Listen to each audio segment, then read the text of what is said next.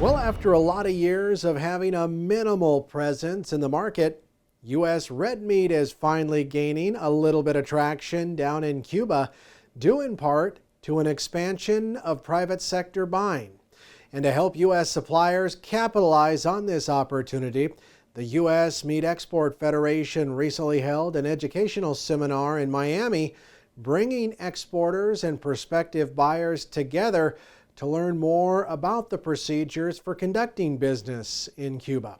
USMEF Caribbean Representative Elizabeth Wunderlich has more details on the recent seminar.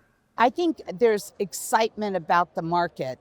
Our members were they just jumped at the chance to come for meeting all of these buyers. They made effort to come and learn about how to actually do business in Cuba. And we brought in an expert who has been working with exporting, but also with our government to understand how to muddle through all the regulations. And he did a super job of explaining in layman terms, here are the steps that you have to go to make this happen. That expert is Paul Johnson of FocusCuba, who says much of the interest from Cuban buyers is for U.S. pork due to a sharp decline in Cuba's domestic pork production.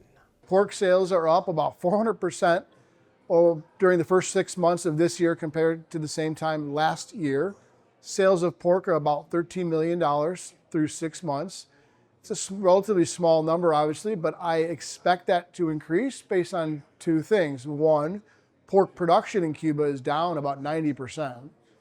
And this new buyer, this new private sector in Cuba has the resources to fill in those needs for the Cuban consumers and for tourism. And he notes that opportunities for U.S. exporters are also expanding because they now have access to more buyers rather than having to work through Cuba's government procurement agency.